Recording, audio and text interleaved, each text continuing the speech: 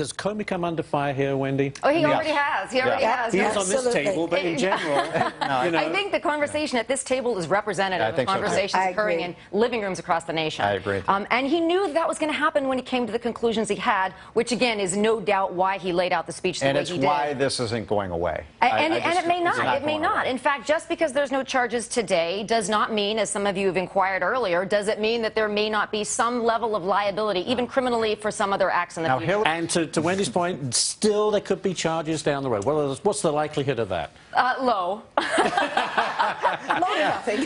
Low to none. But nonetheless, if it's any solace, no investigation is ever closed if new evidence comes to light. So what are your thoughts on this Trump phenomenon? You know, when it comes to controversial comments, Donald Trump is the gift that keeps on giving. I mean, we have something almost daily to discuss that he has said. It's true. But has that kept him in the spotlight? You know, remember we were having the same conversation when he made the illegal immigration comments. Same conversation when he talked about John McCain not being a war I thought he hero. was out after the John McCain comment. And so did a lot of other people. And here we are talking about the same thing. You got to wonder, is it just words? Because this is not a practical proposal. How would you determine what religion somebody is? It's not on our driver's license. It's not on our passports. Maybe it's on our online dating profile, as we were looking through the San Bernardino shooters' profiles. But nobody tells the truth there anyway. How would we ever enforce this? What happens now, Wendy? Well, you know, exactly right. There's a visceral response that we have to comments like this. Now, viscerally, we know we shouldn't talk like this, but there's a certain segment of society, a large segment of society, that thinks, I want to stay safe, and that's my number one priority 100%. in this day and age. And to those people, comments like this are very strong, and they resonate. So that probably is going to explain why I don't think he's going to see a significant drop in the polls, just like he didn't after the other controversial comments. Donald Trump is a man about whom everyone has an opinion. He's gotten more negative attention, Lou, and that's one of the things that some of the poll results were showing, is he also ranks first in who would you definitely not vote for president. So it's kind of almost counterintuitive.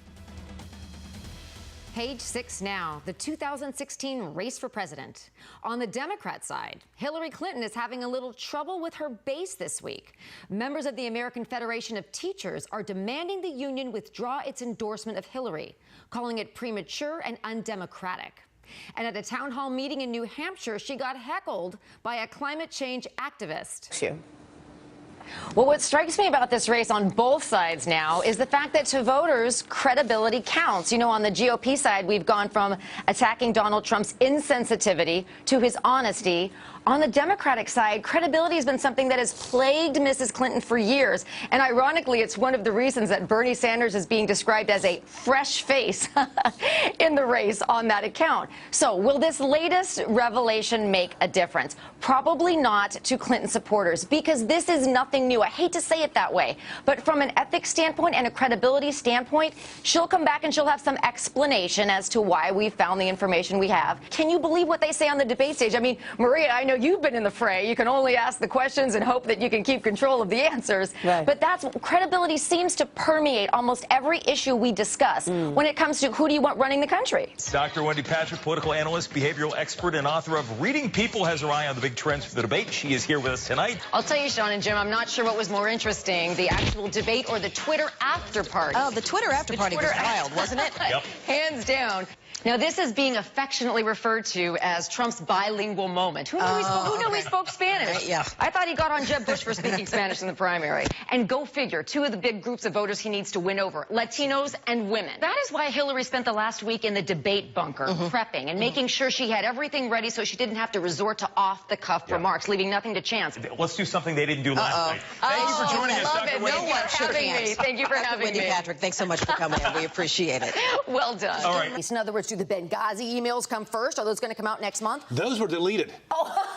That's funny. That's exactly right. I think there's like 300 that are. Intimidation by invitation. Yes. In other words, the psychological warfare played by populating the front row with foes. I swear this is a last sports metaphor, but I think both candidates are going to foul out of the game.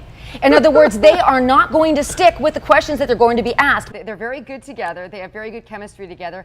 I know there have been statements made in the past by Michelle Obama, but her husband was running against Mrs. Clinton, so obviously we've got to put those statements into context. One of the things you saw with Rubio is the same dynamic you've seen with other Republican candidates. You can't really call them surrogates because they're not out there stumping for Trump, but they are going to vote for him, although they say somehow that's not an endorsement. He also emerged as the interrupter-in-chief because he interrupted so many times. I mean, they've already been counted up. Nonetheless, he really accomplished what he set out to do. It was obvious, he was practiced, but practice makes perfect. Remember, it was Bernie Sanders in the primary that really had the enthusiasm, not Mrs. Clinton, not so much. But remember, Donald Trump still has that enthusiasm, and especially now that the polls are narrowing, but he's got the momentum, not the math. There's two very strong arguments on either side of that. Let's put those aside and focus more on your question, Raul, which I think is a great one. Is this scandal going to follow her into the White House?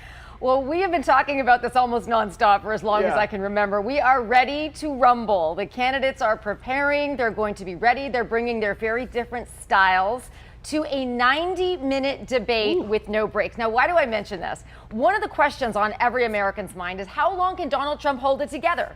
But this is going to be different, Raul. It's just he and Hillary toe-to-toe. Hillary's done this many times. Trump has never done this.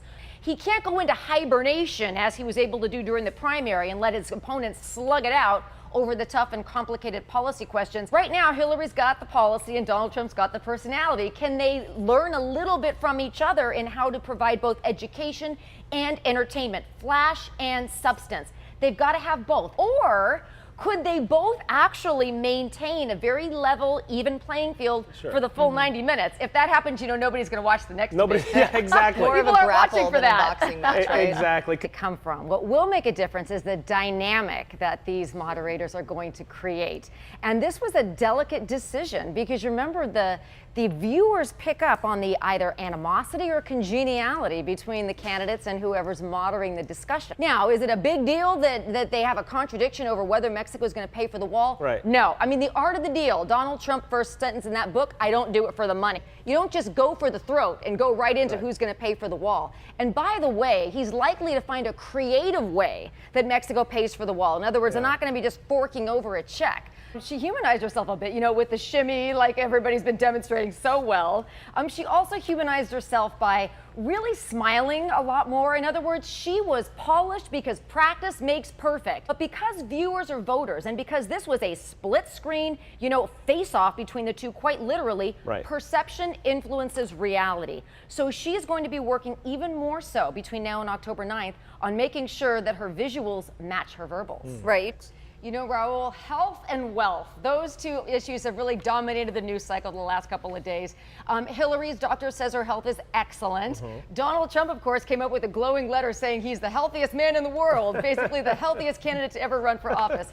I say we just put a Fitbit on the both of them, have them wear it for a day of campaigning, and then let's look at the results at the end, and we'll be the judges of that. I like that. It's true that that was the way he was behaving, but remember, one of the reasons for his pole vault this week, many people are speculating, is not so much Hillary's emails and the FBI report that came out on Friday, but the fact that Trump has really kind of stepped back, toned it down, looking a little more presidential. Hillary is preparing for the debate by looking at how she can get under his skin. She's reviewing reels of what set him off during the debates on the primary. So if she can get him to lose his cool, that could make a big difference. It looks bad. There's no way of getting around that. Okay, so we've said that. In combination with what Trump admitted during the primary debates, he said, I'm a businessman. I give money to everybody. 2-3 years in the future, I call them, they're there for me. Those are his words. So the difference is it different in business than it is in politics? Trump seems to be saying yes. Wendy, you get the last word here? Okay, Raul, hashtag what is Aleppo has been Hashtag, trending yes. ever since Gary's Syrian slip-up. It's true, we do expect our presidential nominees to have a good working knowledge of foreign policy, but the reason they have a cabinet is because you can't expect a presidential nominee to know everything. Now, he should have known what Aleppo was. He said he knew what it was. He said it was a blank. I don't know that he would have made the debate stage anyway. But remember, this speech was very vehement on Hillary Clinton's part, but he called her a bigot. Yesterday, I mean, he was very clear in his attack on her, so she's counterpunching. You know, I mean, she can counterpunch with the best of them. Matter that much because Americans are more concerned about jobs, about education for their kids, about taxes, about national security. These are the things that concern them far more than what Hillary and Donald are calling each other on the latest show. We wish they would talk about those things. For the very first time. And you can call me on this in a couple of months if I'm wrong, but for the very first time. We will.